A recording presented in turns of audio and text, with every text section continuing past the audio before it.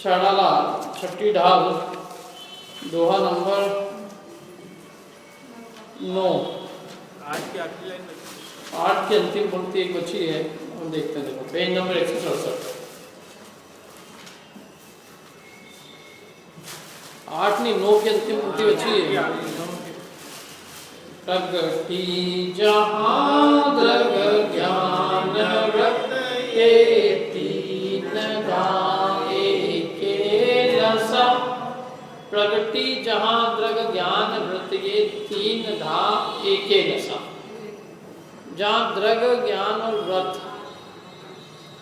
Drug माने सम्यक दर्शन, ज्ञान माने सम्यक ज्ञान, और व्रत का मतलब चारित्र, सम्यक चारित्र। प्रगति जहाँ द्रग ज्ञान व्रत ये तीन धा एक ही लसा। जहाँ ये दर्शन ज्ञान चारित्र तीनों एक अभेद रूप से शोभायमान होते हैं। लसा माने शोभायमान। जहाँ ये तीनों, तीन माने दर्शन ज्ञान चारित्र, तीनों एक अभेद रूप दिखते हैं। जहाँ ये भेद रूप नहीं दिखते, एक अभेद आत्मा दिखता है। जहाँ दर्शन ज्ञान चरित्र का भी भेद नहीं दिखाई देता, ऐसी वो शुद्धोपयोग दशा है।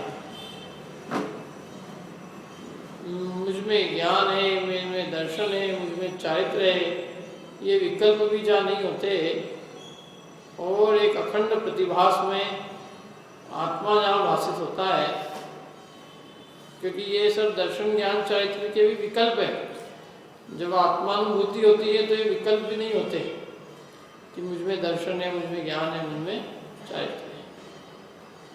ये विकल्प नहीं करते, विकल्प तो समझने के लिए किए जाते हैं। ठंडे बनाने के लिए सारी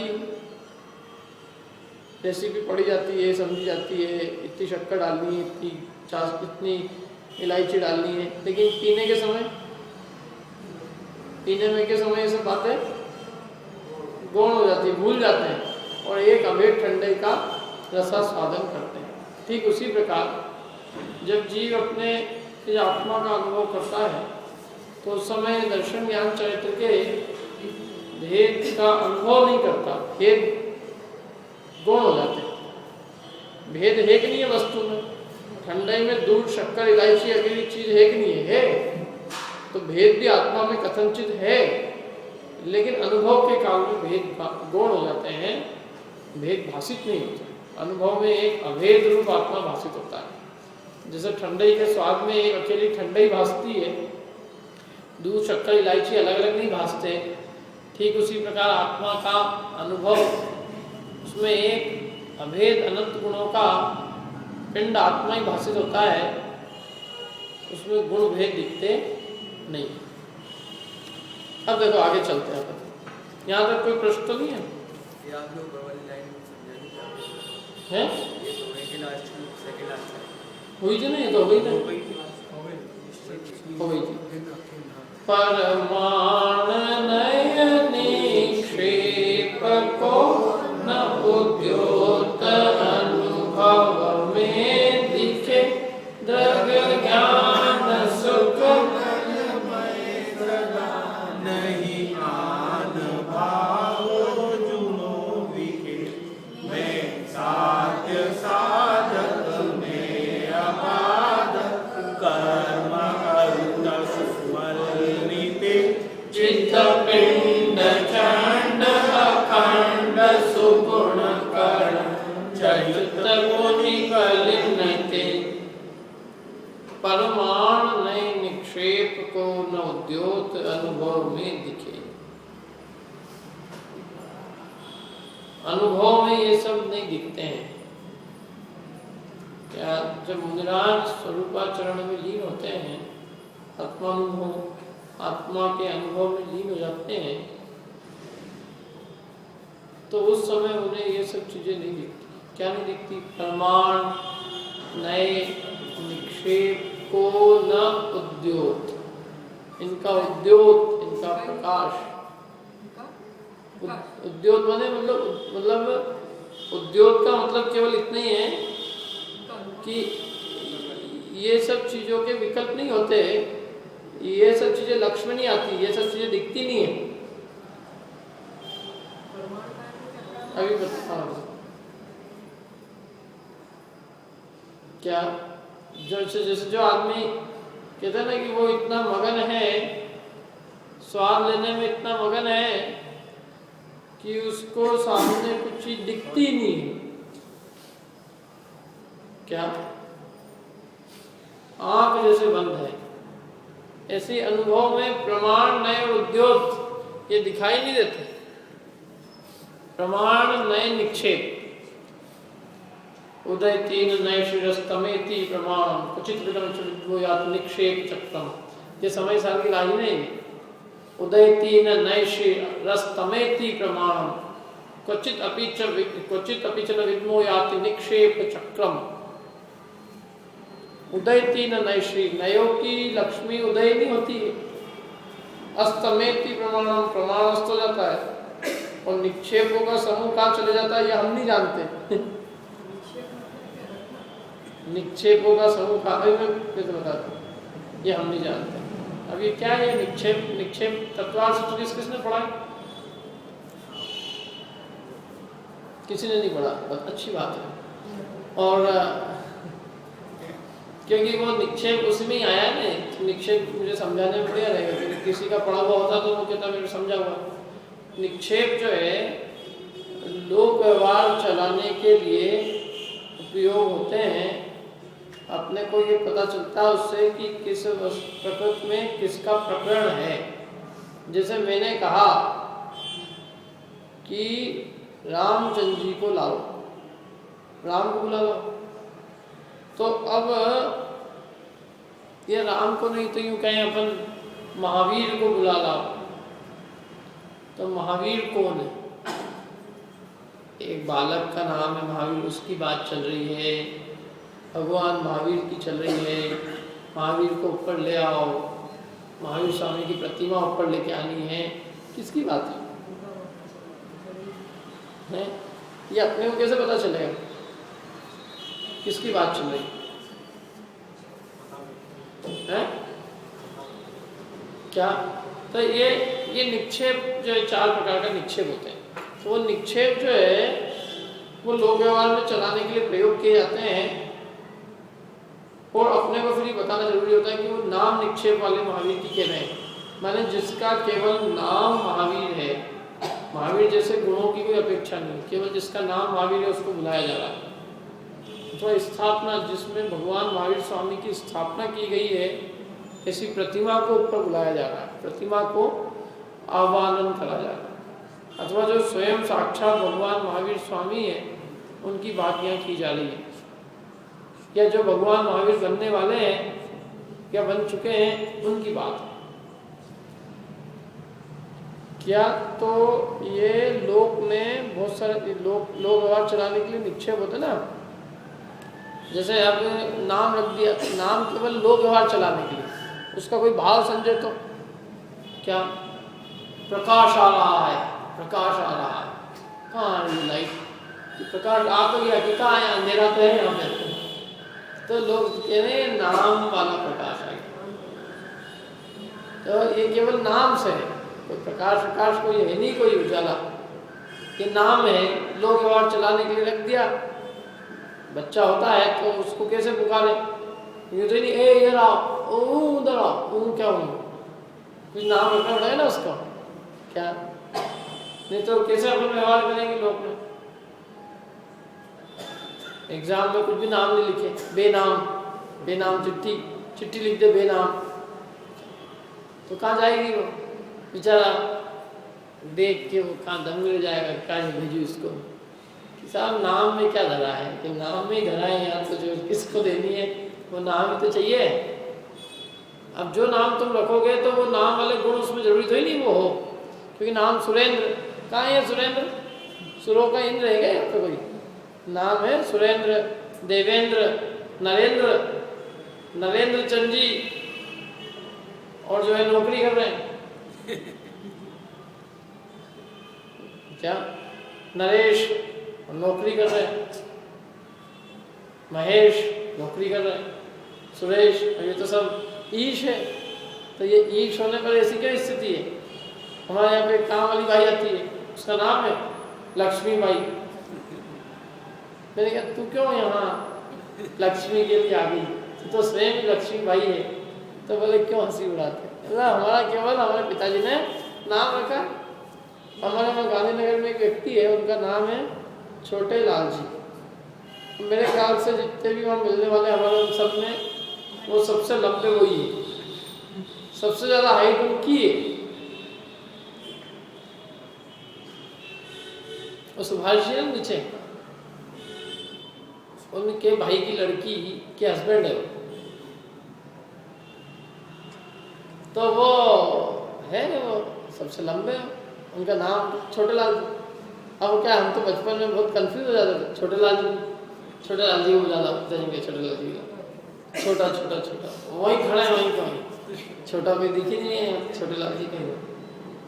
फिर बाद में पता चला कि इनका नाम इनके पिताजी ने छोटे लाल जी रखा हुआ है।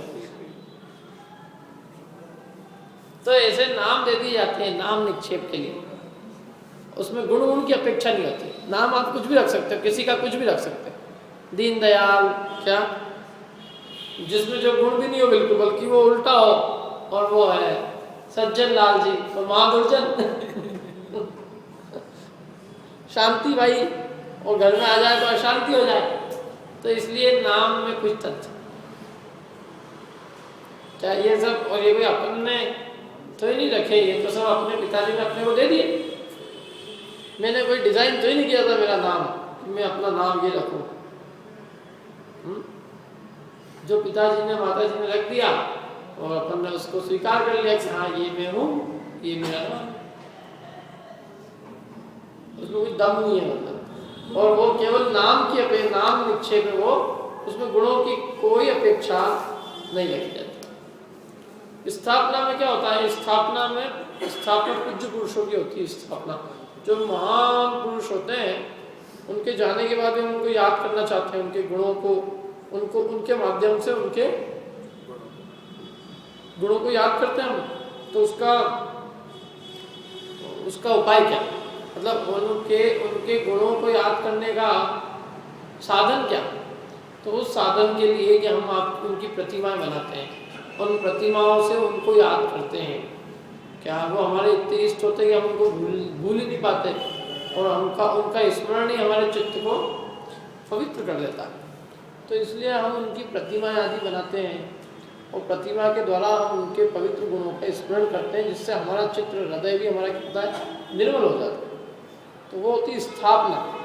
हम किसी चीज़ में उनकी स्थापना करते हैं कि ये महावीर स्वामी है, ये पार्श्वनाथ स्वामी है, ये नेमिनाथ स्वामी है, ये आदिनाथ स्वामी है। ये सारा जितना भी मंदिरों में पूज्यता का जो व्यवहार है वो इसी निक्षेप के आधार से। यदि इस निक्षेप को माइनस कर दो तो ढोक देना ही मुश्किल हो जाएगा कि तुम पत्थर की मूर्ति को ढोक दो, इसमें है क्या। तो नहीं, इसमें हमने स्थापना की। किनकी? भगवान महावीर स्वामी की, नेमिनाथ भगवान की, पार्श्वनाथ भगवान की स्थापना की। तो सब क्यों की स्थापना? वो हमें अत्यंत प्रिय है। लोग महात्मा गांधी की स्थापना कर रहे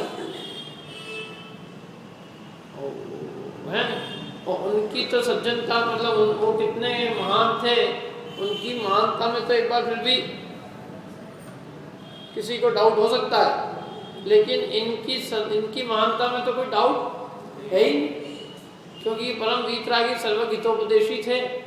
जगत के जीवों का कल्याण किया इन्होंने, कल्याण का मार्ग बताया। उनके द्वारा जो है वीतराग मार्ग आज भी प्रवर्तित है। तो इसलिए उनके गुणों को हम याद कैसे करें, तो इसलिए हमने उनकी अनेक प्रतिमाएं बनाकर और हमने उनका क्या किया, उनका स्मरण किया। नहीं तो आज हमको क्या पता चलता, यदि मूर्तियां नहीं बनी हुई होती तो आपको कुछ नहीं पता होता आज कि कौन होते हैं तीर्थंकर। हम यहाँ बैठे ही नहीं होते, हम सब यहाँ क्यों बैठे? दुनिया में और कहीं ऐसी व्यवस्था नहीं है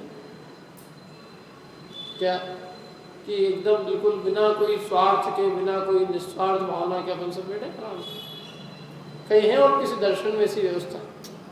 वहाँ तो जो भी आता भी है कथा वाचने वाला, तो उसको उसकी फीस मिलती।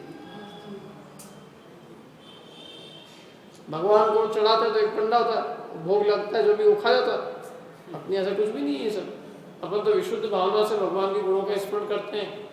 तो ये जो चीज़ है ये अपने को अब तक, जिसके कारण से अपन सब एक जगह आके बैठ गए। देखो अपना क्या रिश्ता है, मेरा या कोई भी रिश्तेदार नहीं बैठा है यहाँ एक भी, फिर भी सब रिश्तेदार। तो ऐसी क्या चीज़ है कि हम उन गुणों के प्रेमी हैं और हम सब में वो भावना है। इसके कारण से उस भावना ने हमको यहाँ ला के बिठा रखा। हम जो एक दरी पे सब साथ में बैठे हैं उसका कारण है उन भगवान के उन गुणों के प्रति प्रेम। क्या और वो प्रेम हमको है, और हो सकता है हमारे परिवार वालों को ना हो, तो इसलिए वो हमारे साथ नहीं बैठ सकता, और जिसको प्रेम होगा वो हमारे साथ बैठता है। तो ये जो परंपरा चली आई है जिसके कारण से लोग आज भी उनके गुणों को याद करते हैं, ये स्थापना निक्षेप से। हमारे पास भगवान नहीं है साक्षात, कोई बात नहीं, तो हमने भगवान की मूर्तियां बनाई, वो मूर्ति के माध्यम से हमने भगवान को क्या किया, स्मरण किया। तो ये पद्धति आज भी चल रही है, लोग महापुरुषों की मूर्तियां बनाते हैं। तो हमने तो अपने भगवान की मूर्ति बनाई और उसमें अपने सारी पूज्यता का व्यवहार ऐसे ही रखा जैसा कि साक्षात महावीर में होता है। हमने उनमें और भगवान में कोई अंतर नहीं देखा। कि स्थापना निक्षेप के बल से क्या जिनेंद्र भगवान की मूर्ति वैसी है जैसे साक्षात जिनेंद्र भगवान। जिन प्रतिमा जिन सारखी कहीं जिना आगम पाए। जिनेंद्र भगवान की प्रतिमा माने जिनेंद्र भगवान के समान साक्षात जिनेंद्र भगवान ही मानो विराजमान है। तो ये नहीं होती स्थापना निक्षेप तो हमारा ये सब व्यवहार ही नहीं चलता। लोग कहते हैं कि सब पत्थर की मूर्ति है साहब, और अपन समझ भी जाते हैं कि ये स्थापना की गई है, ये वास्तविक नहीं है, ये बात भी सही है, लेकिन ये स्थापना निक्षेप से बिल्कुल वास्तविक है। स्थापना निक्षेप के हिसाब से महावीर है, कोई निषेध नहीं। समझ में ना, ये निक्षेप दिया अपने को एक स्थापना करने का, जिससे कि हम उसमें पूज्यता का व्यवहार कर सकते हैं, वो करते हैं।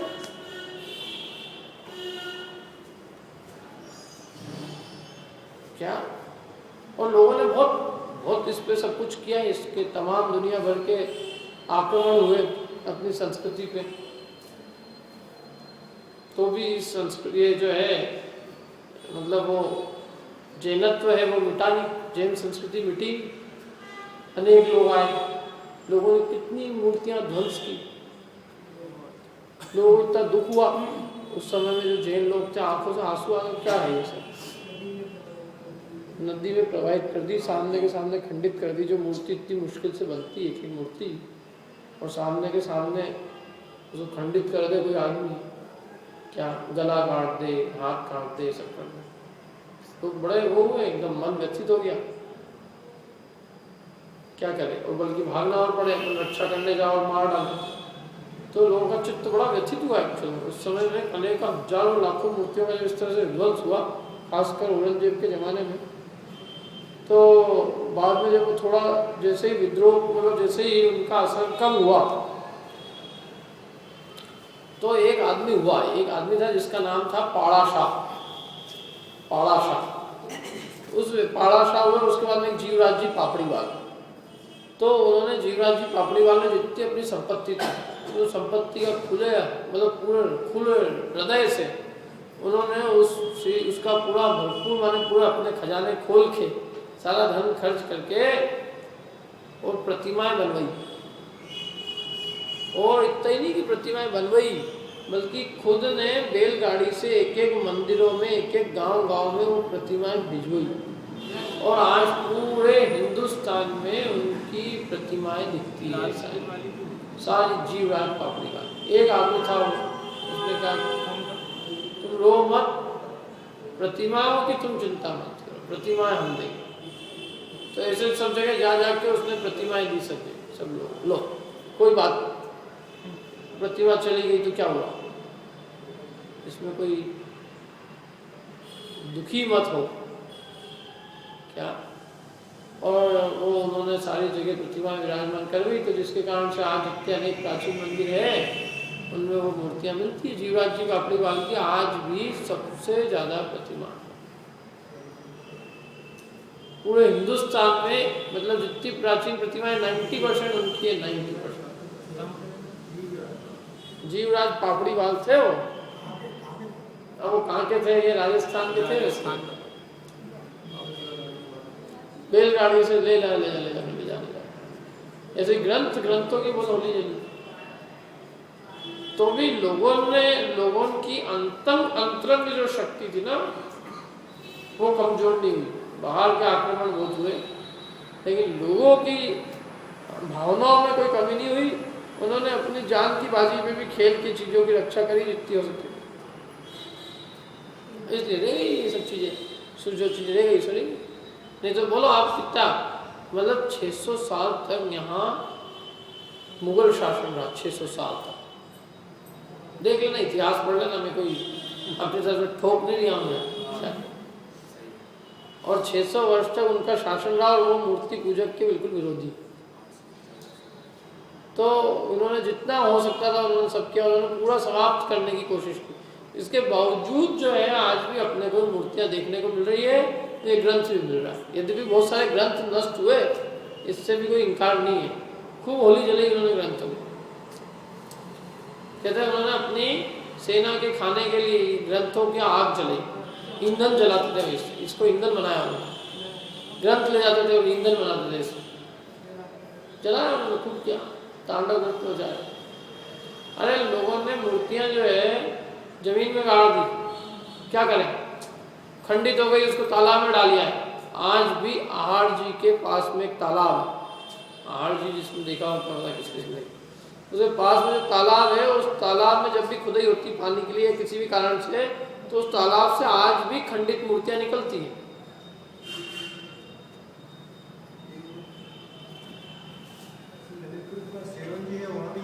सब जगह पूरा उन्होंने, जो दिल्ली के आसपास का जो एरिया था पूरा, हाँ आहार जी। अरे ग्वालियर में देखो ना, ग्वालियर पूरा पहाड़, चारों तरफ घूम लो, गोपाचल पर्वत जगह जगह दिख जाएंगे। एक दो तो ही नहीं, सैकड़ों की संख्या में।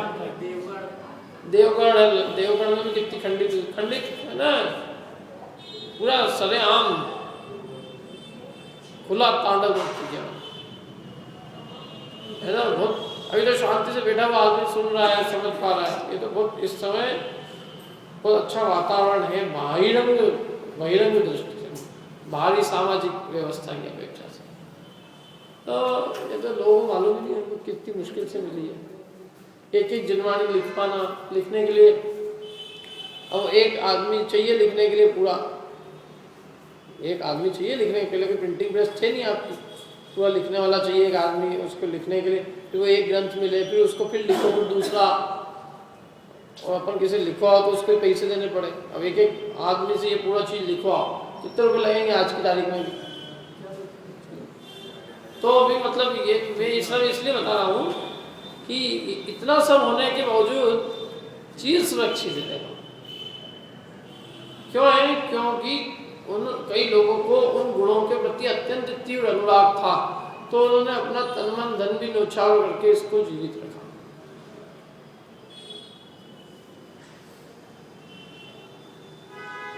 जिनको था तो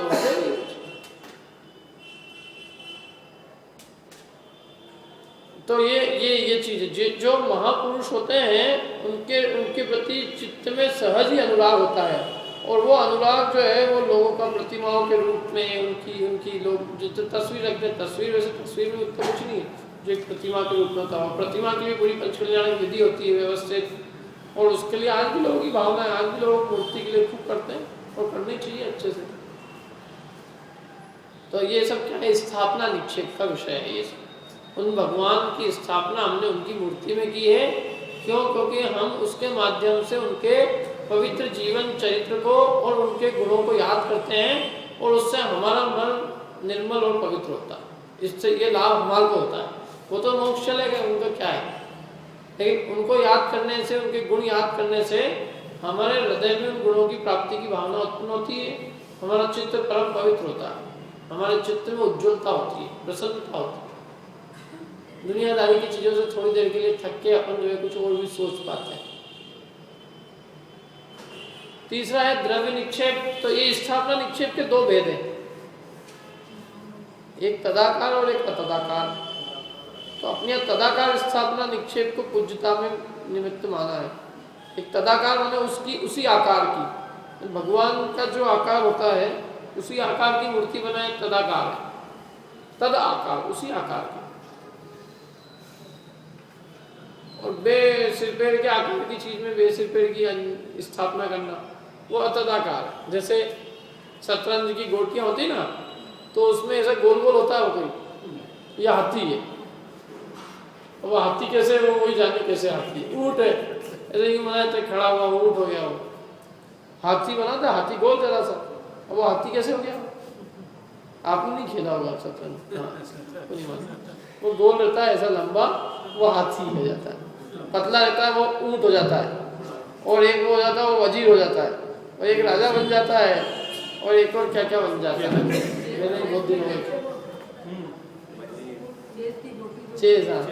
शतरंज। तो अब ये सब जो भी ये जो स्थापना है, ये कौन सी तदाकार है क्या? तदाकार उस आकार का है क्या वो राजा? न वजीर उस आकार का दिख रहा है, न हाथी न ऊंट, फिर भी उसमें अपन ने ऐसी स्थापना कर दी। हाथी हाथी ये चलेगा, और ये एक सीधा चलता है, एक टेढ़ा चलता है, टेढ़ा ढाई चलता, पता नहीं क्या क्या है। मेरे तो आज तक वो खेस ले गया है कैसे। वो अतदाकार स्थापना है। जो चीज जिस आकार की नहीं है उसमें उसकी स्थापना करना अतदाकार है। ये भी लोग में करते हैं, लोग खेल पील के लिए भी करते हैं, जो भी करते हैं ना। और तीसरी है द्रव्य निक्षेप। द्रव्य निक्षेप क्या होता है? भूत या भविष्य काल में जो होने वाला है उसका निक्षेप वर्तमान में करना। जो व्यक्ति भविष्य में राजा बनने वाला है उसको वर्तमान में राजा कहना, या जो घटना भूतकाल में घट चुकी है उसको आज कहना है कि आज ये हो रही है। आज महावीर जयंती है, ये कौन से निक्षेप से है? द्रव्य निक्षेप से। आज भगवान महावीर स्वामी का जन्म हुआ, तो आज क्या हुआ? बोले क्या हुआ जन्म? सुबह सुबह लोग उसके जन्म लड्डू चढ़ गए, मोक्ष हो गया भगवान का। क्या तुम आए नहीं, मोक्ष हो गया? लड्डू चढ़ गया, मोक्ष हो गया। अब मोक्ष हुआ क्या? अभी 5 मिनट पहले ही हुआ। तुम 5 मिनट में आते हो तुमको भी मोक्ष देखने को मिल जाए। तो ये सब भूत निक्षेप से है। ये मैंने भूतकाल में जो चीज घटी थी उसका आज के दिन में संकल्प करना, ये भूत निक्षेप। और जो चीज भविष्य में होने वाली है उसका संकल्प वर्तमान की वस्तु में करना, ये भावी निक्षेप। ऐसे भूत भावी निक्षेप होते हैं, ये द्रव्य निक्षेप कहलाते सब। क्या ये सब द्रव्य? भावी में जो चीज होने वाली है उसके भविष्य में जो घटना है, आदमी होने वाला है। क्या पंचकल्याण हम करते हैं, 5 कल्याण भगवान के देख रहे हैं, वो क्या हुआ? निक्षेप में आएगा। ये निक्षेप है ना, सब निक्षेप ही तो है सब। हाँ, आज के दिन जन्म कल्याण के, गर्भ कल्याण के, आप तब कल्याण के, ज्ञान कल्याण हो गया तो कल्याण। आगामी 24 को पूजा, आगामी 24 की पूजा भी यहाँ कर, बढ़िया है। हाँ, निक्षेप है सब। उस निक्षेप से कोई गलत नहीं है इसलिए। इसलिए ये सब निक्षेप है कि नहीं? ये तो हर एक चीज में आप लगाओगे कि ये क्यों हो रहा है। लोग करते भी ऐसे उठपटांग उतर के, तो भगवान की मूर्ति है, तो पत्थर है, पत्थर पे हम क्यों झुके? तो एकेंद्रीय है। जो एकेंद्रीय है तो तेरे पिताजी की फोटो लेके आ जा, वो तो अचेतन है, उसको आग लगाए देख बैठ के।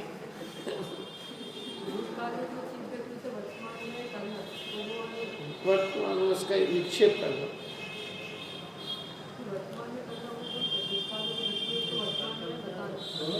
जो चीज भूतकाल में घट चुकी है उसका वर्तमान में आज के दिन में उसका निक्षेप करना। और ऐसे ही जो व्यक्ति भविष्य में होने वाला है उसका आज के दिन ही उसको वैसा कहना। जो 24 भविष्य की 24 को आप आगे चढ़ाते हो, नहीं चढ़ाते? चढ़ाना चाहिए इसके। 3 त्रिकाल 30 24 का आगे चढ़ाते ना अपन 720 जिनेंद्रों को। तो अब वो उसमें श्रेणी महाराज तो डंडे खा रहे हैं नरक में, बोलो अब अपन डंडे जो खा रहे हैं उनको नरक चढ़ा रहे हैं। यहाँ लोग में डंडे खाता हुआ व्यक्ति कोई हो तो उसके प्रति तो करुणा उत्पन्न हो जाए, डंडा खा रहा है, अब उसको अर्घ चढ़ाएंगे क्या? क्यों? कोई आदमी जेल में बंद हो उसको अपन अर्घ चढ़ाएंगे? लेकिन अपन चढ़ा देंगे तो वो कैसे, वो भावी निक्षेप से, भावी काल के 24 भावी काल के तीर्थंकर है, इसलिए कोई दोष नहीं है उसमें, चढ़ानी चाहिए, क्योंकि हम उस पर्याय को याद कर रहे हैं जो आगे होगी। हम अभी वर्तमान पर्याय को नहीं देख रहे हैं, हम राजा को देख रहे हैं, हम वर्तमान को नहीं देख रहे हैं। कोई आदमी चुनाव जीत जाता है, उसको तब से प्रधानमंत्री प्रधानमंत्री कहाँ बने प्रधानमंत्री, बन गए, अरे बन गए कि नहीं बन गए, तो वो उसमें ऐसा व्यवहार होने लग जाता है। हम उसको देख रहे हैं, अब ये चीज़ नहीं देख रहे हैं, अभी क्या हो ये नहीं देख रहे हैं, हम उस आगामी काल को देख रहे हैं। पोटेंशियल पोटेंशियल नहीं है, पोटेंशियल शब्द गलत है, पोटेंशियल तो हो या नहीं हो, या तो होना है, ठीक है, आया कि नहीं समझ में। इसलिए अपन करते हैं अभी त्रिकाल चौईसी की आरती चढ़ाते हैं, उसमें कितनी तीर्थंकर अभी नरक में है क्या, तो भी कोई दिक्कत नहीं है, आप चढ़ाओ आराम से, क्योंकि हम उस नरक पर्याय को याद नहीं कर रहे हैं, हम भविष्य की अच्छे गुणों को, अच्छे वितरागता के गुणों को याद करके उनको भगवान को अर्घ चढ़ा, भविष्य के भगवान को अर्घ चढ़ा, उनका पक्का है, इसलिए नहीं तो कल से तो अपने लिए भी चढ़ा लेगा।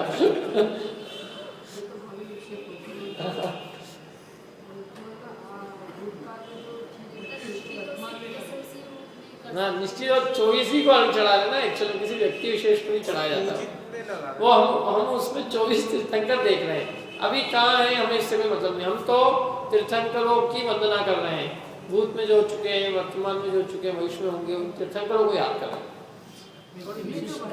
हैं। व्यक्ति विशेष नहीं, वो कहीं भी आज नरक में, उससे कोई मतलब नहीं, वो भगवान बनने आना हो, जो इस पोस्ट पे आएगा उसके लिए सम्मान, हाँ उस पद के गुणों का सम्मान है, उस पद 24 तीर्थंकर के पद को प्राप्त करेंगे, और उस पद में जो भी स्थित होते हैं उनमें महान गुण होते हैं, इसलिए उन गुणधारियों का विनय है, उन गुणधारियों की पूजा है। तो 3 निक्षेप हो गए ना, नाम, स्थापना, द्रव्य। द्रव्य के 2 भेद बताए, भूत और भावी, तदाकार तदाकार स्थापना के, और द्रव्य निक्षेप के 2, भूत और भावी। भूतकाल में जो घटना घट चुकी है, जो हो चुका, भूतकाल की 24, अब अपन उसको 24 चढ़ा 24 तीर्थंकर थे, तो मोक्ष में अभी जो तीर्थंकर भी कहते हैं अपन अनंत परिवृत्ति में की जितनी प्रतिमाएं बनाई अनंत परिवृष्टि की, अभी जो सिद्ध अवस्था में, लेकिन हम उनका अनंत अवस्था में याद करते हैं ना, हम अनंत अवस्था को क्यों याद करते हैं, क्योंकि उस अवस्था में उन्होंने धर्मोपदेश दिया, इसलिए हम उस अवस्था को याद करते हैं। यद्यपि सिद्ध हो गए, लेकिन याद क्या कर रहे हैं, अनंत अवस्था की मूर्ति को। मूर्ति कौन सी बनाते हैं, अनंत अवस्था की। सब सिद्ध हो गए, सिद्धों की मूर्ति है, बनानी चाहिए, क्या सिद्ध अवस्था की बनाओ ना, जब वो सिद्ध हो गए तो फिर अनंत अवस्था की क्यों बना रहे हो, उससे कोई मतलब नहीं, आकार होकार से सब प्राप्तियां, क्योंकि वो उस अनंत धर्मोपदेश जो मिलता है वो अनंतों से मिलता है। क्या, तो वो धर्मोपदेश का प्रयोजन है अपना उनसे ना, क्योंकि धर्मोपदेश अनंत अवस्था में होता है, धर्मोपदेश सिद्ध अवस्था में नहीं होता, इसलिए हम सब लगाते हैं छत्र भावमंडल, ये सब अनंत अवस्था के, सिद्ध अवस्था में कुछ भी नहीं मिलेगा। दूसरा कि वो प्रतिमा देख के अपने शांत परिणाम होना चाहिए, सिद्धों का तो कोई शरीर है ही नहीं, तो अमूर्ति को देख के क्या करोगे, बस फिर यही है कि वो जैसे ऐसे कुछ मत है जिनमें कुछ मूर्ति उर्ति नहीं होती, फिर वैसे ही हो जाएगा बस, तो ऐसा नहीं है ये मतलब यहाँ उस मूर्ति को देखकर अपने भी शांत परिणाम होते हैं, अपने को वितरागता का निश्चय होता है, ये उपकार उस मूर्ति के द्वारा होता है। तो यद्यपि वो सिद्ध हो चुके हैं, लेकिन पहले अनंत थे ना, तो उस अनंत की प्रतिमा को हम विराजमान करके और उसके द्वारा अपने भाव को निर्मल करते हैं, इसमें कोई दोष भी नहीं। ये सब निक्षेप है इसीलिए ना कि आप भूत में जो वो थे, मतलब जो सिद्ध बन चुके हैं भले ही वर्तमान में, लेकिन पहले अनंत थे, तो उस अनंत अवस्था को भी तुम याद करके उसकी प्रतिमा भी बना सकते हो और पूछ सकते हो, कोई दिक्कत नहीं। पूजित और अपूजित दोनों में लगेंगे। निक्षेप तो लोक व्यवहार के लिए, हाँ लोक व्यवहार के लिए, पूजना हो चाहे नहीं पूजना हो सब में लग जाएगा, मैंने पूज्यता में घटित किया। द्रव्य निक्षेप माने जो आगामी काल में होने वाला है, जुड़ चुका है। भाव निक्षेप, भाव निक्षेप मतलब जो वर्तमान में राजा है उसको राजा कहना, वो भाव निक्षेप। जो राजा है उसको राजा कहना, भाव से वो राजा, मतलब राजा बनने वाला इसलिए नहीं, राजा बनने वाला और अपन राजा कह रहे हो, यहाँ तो वो राजा है, उसको राजा कहना, भाव निक्षेप। ऐसे 4 प्रकार के निक्षेप है, नाम, स्थापना, द्रव्य, भाव। ये सब लोक व्यवहार के अंदर काम आते हैं, ये सारा लोक व्यवहार इससे चलता है और लोग समझ जाते हैं क्या कह रहे हैं, कब क्या कह रहे हैं। नाम, स्थापना, द्रव्य, भाव, निक्षेप, समझ में है ना। जैसे कि प्रकाश को लाओ, तो प्रकाश को लाओ तो लोग समझ जाते हैं नाम निक्षेप है कि भाव निक्षेप। प्रकाश लाओ, अंधकार बहुत हो रहा है तो लाइट जला दे, प्रकाश को लाओ तो उसको लेके आएंगे आदमी, साइन करनी है तो लाइट पे से लेंगे, लाइट जला दे, लो ला लिया है। ये क्या करेंगे यहाँ पे, ले आए ना कि ये नाम निक्षेप चाहिए हमको, भाव निक्षेप नहीं चाहिए, नाम वाला लेके आओ। और जब भाव चाहिए, प्रकाश लाओ, प्रकाश करो थोड़ा, तो प्रकाश क्या करो, लाओ बेटे हैं प्रकाश, क्या करेंगे। तो इसलिए कोई आदमी जो है समझ में नहीं आए तो ये सब गड़बड़ होती है। इसलिए लोक व्यवहार चलाने के लिए निक्षेप समझना जरूरी है, नाम से है कि भाव से है कि द्रव्य से है कि स्थापना से। पूछ रहे हैं भगवान की प्रतिमा को कौन से निक्षेप से, स्थापना निक्षेप। और ये अपने जीवन में अंदर प्रविष्ट है ये सब, बस अपन को नाम नहीं मालूम, लेकिन अपन अपने जीवन में यथा योग्य उसका उपयोग करते भी नहीं पड़ा।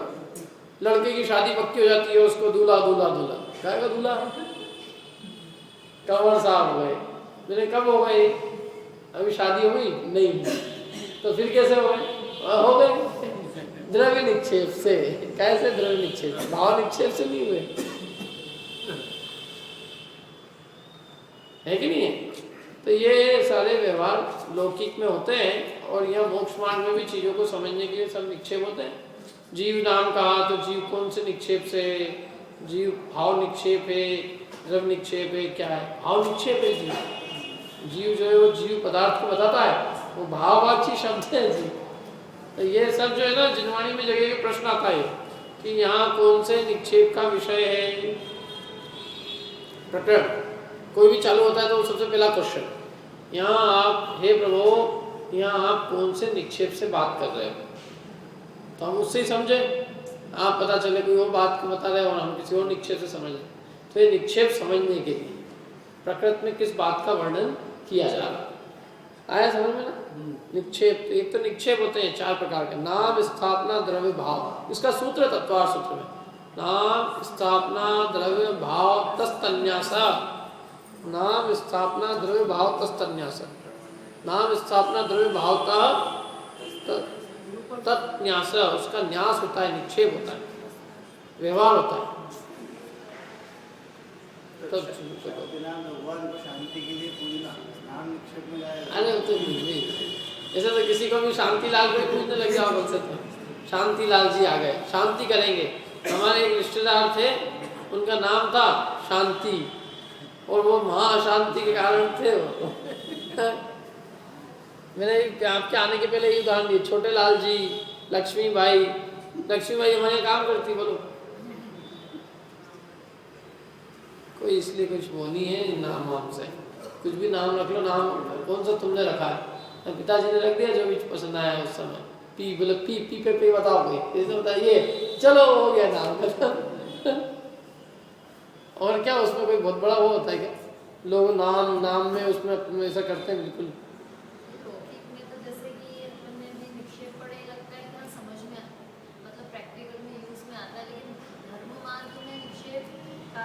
धर्म में तो बहुत जीव पे, सम्यक दर्शन पे, महावीर नाम निक्षेप से, स्थापना से। अपन ने धर्म पे तो लगाया था, प्रतिमा पे विनय जो है, जैसे पहले धर्म पे लगाया था, बाद में धर्म समझ में नहीं आया तो कर्म पे लगाया।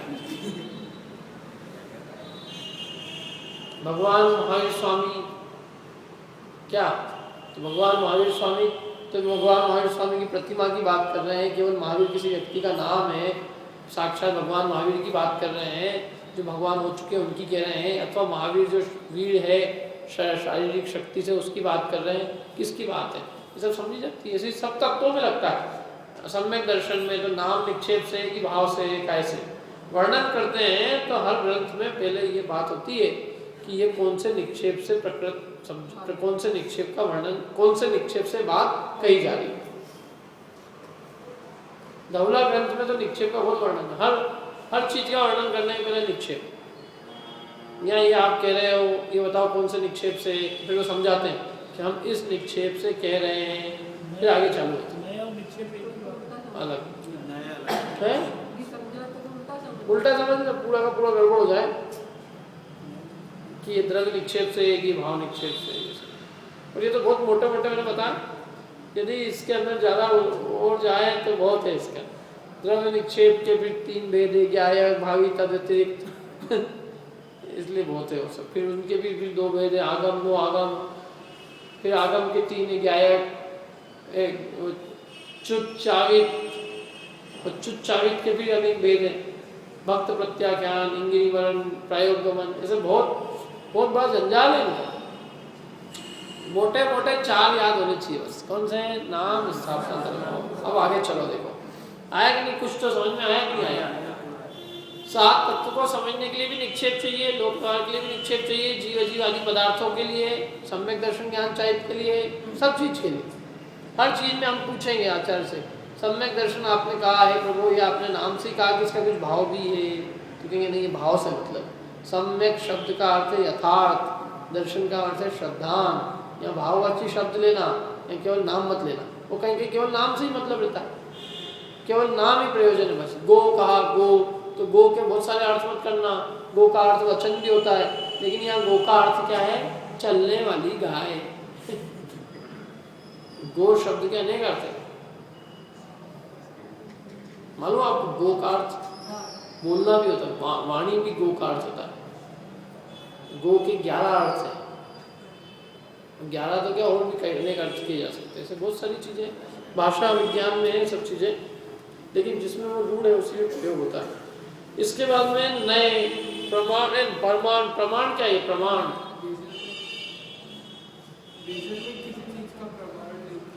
हाँ, वो मेजरमेंट अलग चीज है। यहाँ प्रमाण का मतलब है सच्चे ज्ञान को प्रमाण देते हैं, सम्यक ज्ञान को।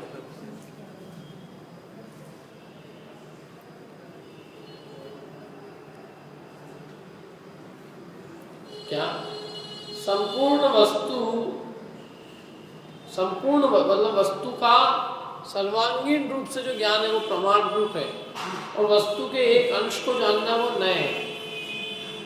क्या आया, कुछ समझ में नहीं आया? देखो इसमें परिभाषा है, प्रमाण माने संपूर्ण वस्तु का ज्ञान,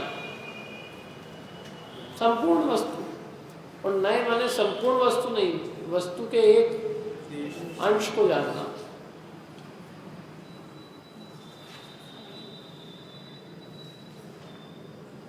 जैसे नींबू, पूरा नींबू, नींबू अखंड नींबू को जानना प्रमाण, और नींबू के किसी गुण धर्म की अपेक्षा से बात करना, नींबू खट्टा है, पीला है ना, तो एक धर्म का कथन होता है नए, और संपूर्ण वस्तु का जो कथन होता है वो क्या कहलाता है, प्रमाण। ये प्रमाण और नए में अंतर। देखो पीछे परिभाषा भी दी है इन्होंने 186 पेज पे। प्रमाण तो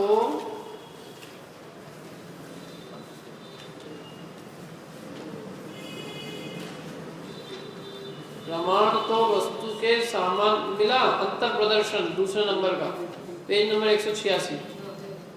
प्रमाण तो वस्तु के सामान्य विशेष समस्त भागों को जानता है। प्रमाण समस्त सामान्य विशेष दोनों को जानता है, सामान्य को भी विशेष को, किंतु नए वस्तु के एक भाग को मुख्य रखकर जानता है।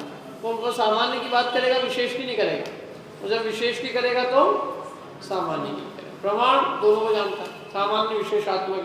प्रमाण से वस्तु सामान्य विशेषात्मक, प्रमाण से वस्तु नित्यानित्य है, और द्रव्यार्थिक नए से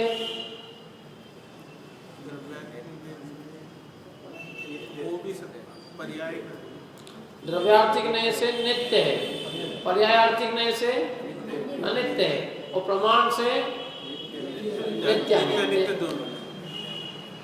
समझ में ना, ऐसा है। प्रमाण से नित्यानित्य, नित्य भी और अनित्य भी दोनों है। प्रमाण साथ जीव। जीव तो जीव नित्य है कि अनित्य है?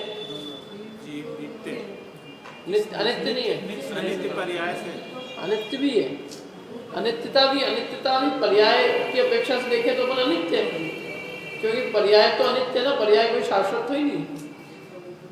अनित्य भावना में अपन यही तो पढ़ते हैं, ये पर्याय जो है शाश्वत नहीं, मनुष्य पर्याय शाश्वत नहीं, सब क्षण मंगूर अवस्था है, बालक अवस्था क्षण मंगूर, युवा वृद्धावस्था सब क्षण मंगूर अवस्था है। तो एक अपेक्षा से अपन अनित्य है, क्योंकि अपनी पर्याय जो है वो अनित्य है, लेकिन उन पर्यायों में जो व्यापने वाला जो द्रव्य है वो क्या है? वो नित्य है। द्रव्य नित्य है, पर्याय अनित्य है। तो द्रव्यार्थिक नय से द्रव्य को देखो तो नित्य हूं मैं, और पर्यायार्थिक नय से पर्याय मात्र को देखो, द्रव्य को गौण कर दो तो मैं क्या हूँ? अनित्य। तो फिर मैं क्या हूँ? नित्य हूँ क्या नित्य? दोनों धर्म है अपने में, नित्य भी है और अनित्य भी। प्रत्येक वस्तु ऐसी, प्रमाण का विषय दोनों धर्म है और नय का विषय एक धर्म है।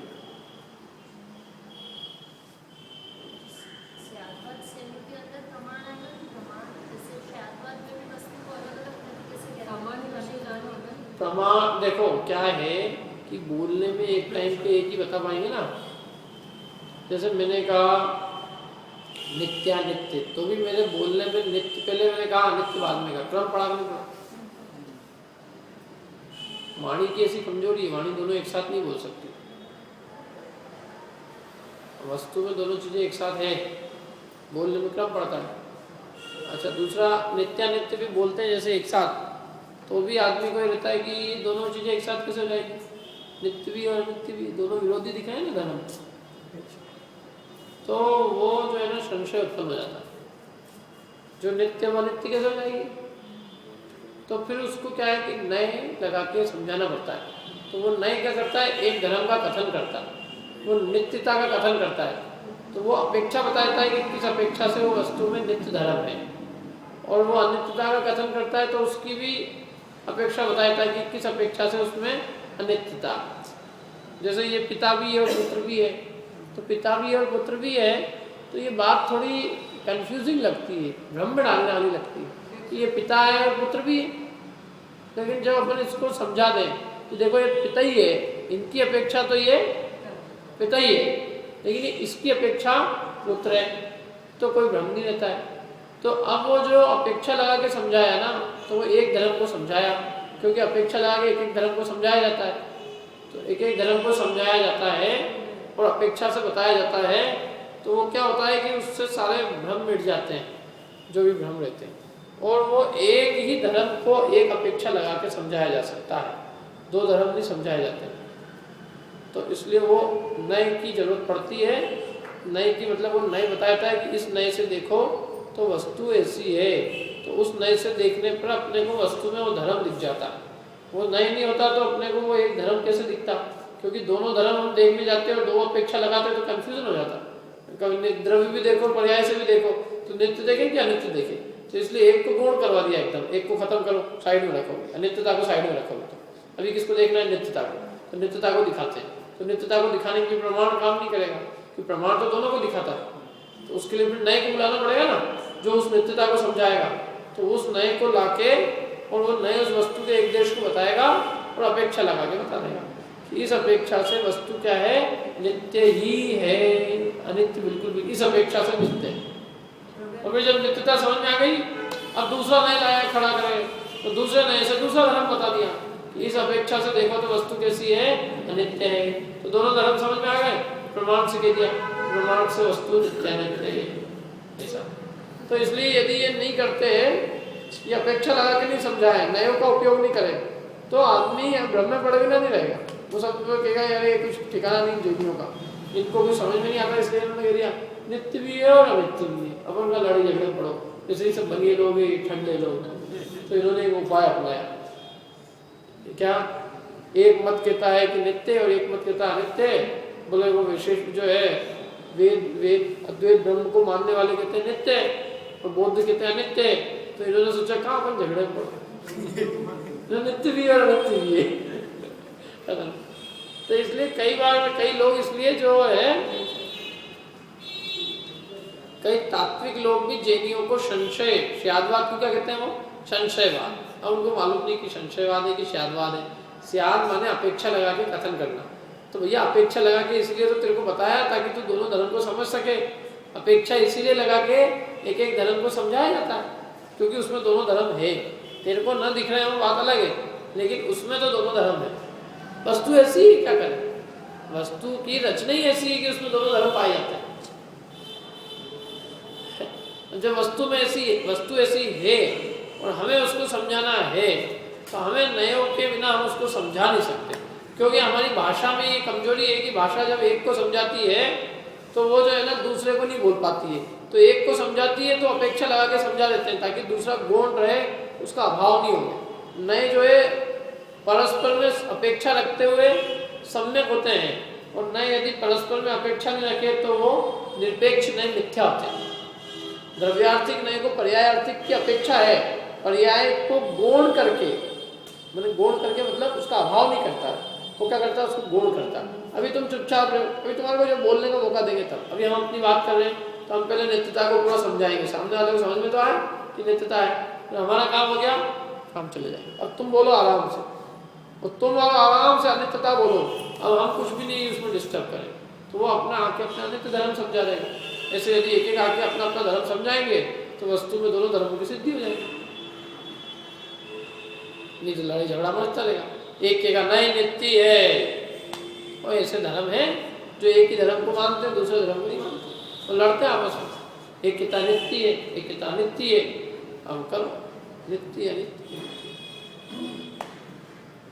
वस्तु में परस्पर में जो विरोध दिखाई देता है, परस्पर विरोधी धर्म युगल में विरोध दिखाई देता है, तो उस विरोध को मिटाने का नाम है श्यादवाद। मैंने श्यादवाद विरोध को मिटाता है, जो विरोध दिखाई देता है ना उस विरोध को समाप्त कर देता है कि तुम अपेक्षा समझो तो सब सही है, और अपेक्षा नहीं लगाओगे तो सब गलत दिखेगा। जैन दर्शन श्यादवाद के द्वारा विवाद मिटाता है, ये विवाद उत्पन्न नहीं करते। यदि इसकी तात्विक व्यवस्था समझ ली जाए तो सारे विवाद खत्म हो जाते हैं, और तात्विक व्यवस्था नहीं समझे तो वो विवाद बने नहीं सकते, क्योंकि कोई ना कोई एक ही पक्ष को पकड़ेगा, दोनों पक्ष को कैसे मानेगा, और दोनों पक्ष को भी मानेगा तो बिना समझे मानेगा तो उसमें कोई दम नहीं है। वो तो समझ के समझेगी ये दोनों पक्ष इसमें कैसे है, कैसे ये नित्य भी है और कैसे अनित्य भी है, किस अपेक्षा से इसमें दोनों चीजें हैं, है कि नहीं बराबर। ये बहुत अलौकिक शैली है, पूरी दुनिया में किसी दर्शन में नहीं। दुनिया में लोगों ने नए माने ही नहीं, किसी भी धर्म ने नए नहीं माने, नए केवल जैन दर्शन की मौलिक देन है।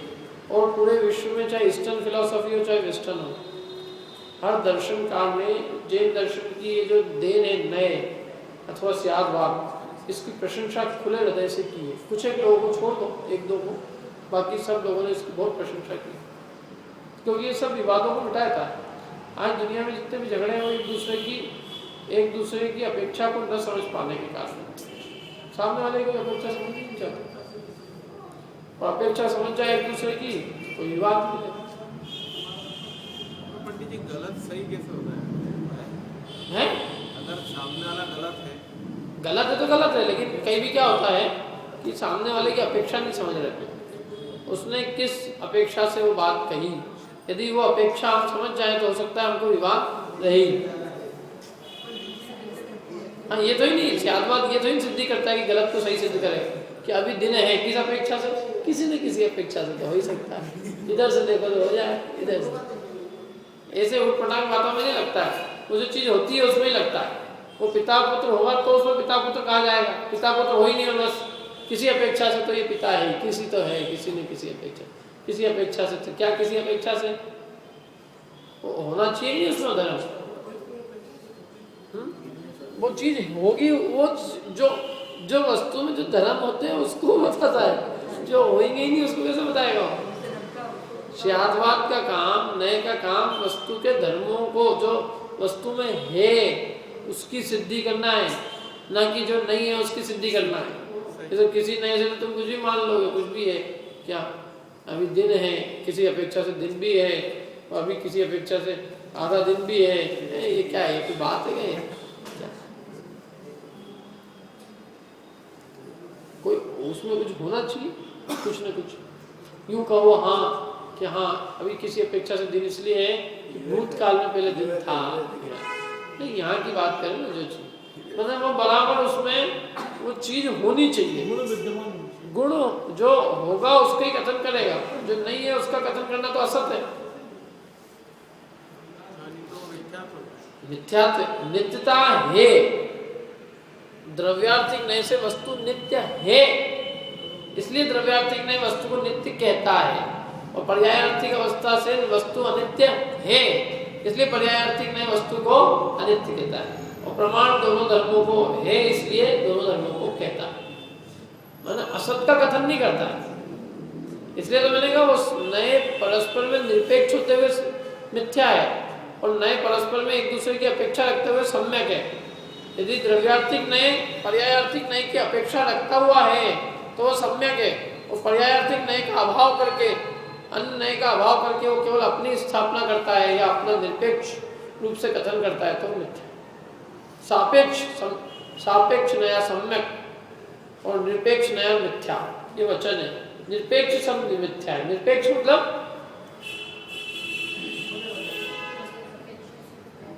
दूसरे नए की कोई अपेक्षा नहीं, दूसरे नए को तो खत्म ही कर दिया।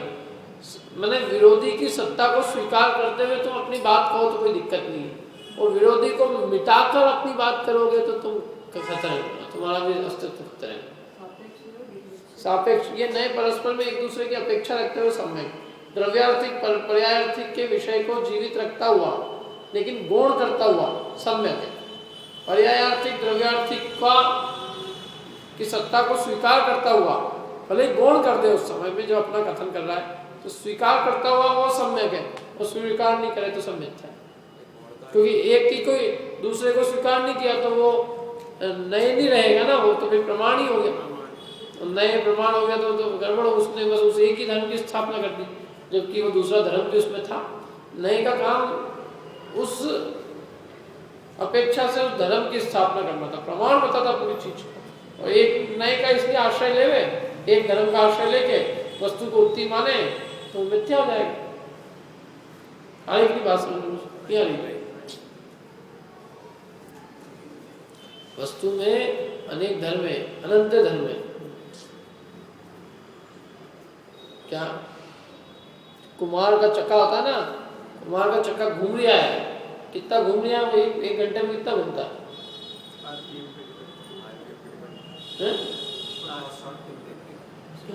किसान वो 1 घंटे में 5 किलोमीटर चलता है, आरपीएम के हिसाब से होता है 5 किलोमीटर चलता है। तो वहां से कुमार की दुकान से चल के राजबाड़ा तक आ जाता होगा चलता है। तुमने कहा ये 5 कि वो अपनी दूरी पे चलता है, उस अपेक्षा से चलता है, और वहाँ एक स्थान को छोड़ के दूसरे स्थान को नहीं जाता, इस अपेक्षा से स्थिर है। तो वो दोनों ही चीजें एक नहीं, उसमें स्थिर भी है और अस्थिर भी है। कि नहीं हम तो अस्थिर ही मानेंगे, जो अस्थिर होता है वो स्थिर नहीं होता है, हम स्थिर ही मानेंगे, अस्थिर नहीं मानेंगे। दोनों है उसमें, अपनी दूरी पे स्थिर है, अपनी दूरी पे अस्थिर है, और एक स्थान पे खड़ा है इसलिए स्थिर। तो दोनों चीजें एक ही नहीं उसमें। ऐसी चीज समझ में आए? द्रव्यार्थिक नए से नित्य, पर्यायार्थिक नए से अनित्य, ये सब नए के विषय है। सब ये कोई नए मुख्य रूप से द्रव्यार्थिक पर्यायार्थिक दो, इन दो में सब घट जाएंगे। निश्चय व्यवहार भी होते हैं द्रव्यार्थिक पर्यायार्थिक। द्रव्यार्थिक 3 द्रव्यार्थिक है, 4 पर्यायार्थिक, 7 हो 3 द्रव्यार्थिक है, 4 पर्यायार्थिक। वो 7 निगम संग्रह व्यवहार विजुसूत्र शब्द संविरूढ़ एवं, तो वो 7 में से 3 द्रव्यार्थिक है और 4 पर्यायार्थिक। वो सब बहुत बड़ा परंतु आपको तो मोटे मोटे समझ में आ रहा है कि नहीं आ रहा है? कुछ क्या है ये जो अंतर है ना जैन दर्शन में अन्य दर्शन में, ये है जैन दर्शन ने वस्तु को अनेक धर्मात्मक स्वीकार किया, और अन्य दर्शनों ने वस्तु को एक धर्मात्मक ही माना, और एक धर्मात्मक मान के उसको एकांत को माना। इसलिए अपने अनेकांत की इतनी प्रतिष्ठा है कि भाई वस्तु में एक ही धर्म नहीं है, उसमें अनंत धर्म है, और उन अनंत धर्मों का कथन करना अपेक्षा लगाते हुए, ताकि दूसरा धर्म का अभाव नहीं मान ले कोई, उसी को अपन कहते हैं स्यादवाद। अपेक्षा लगा के कथन करना वो क्या है? स्यादवाद। ठीक है, तो नए समझ में आ गए? प्रमाण नए, बाकी चर्चा अपन कल करेंगे। पण इतने भी होगा। प्रमाण प्रत्यक्ष प्रमाण और परोक्ष प्रमाण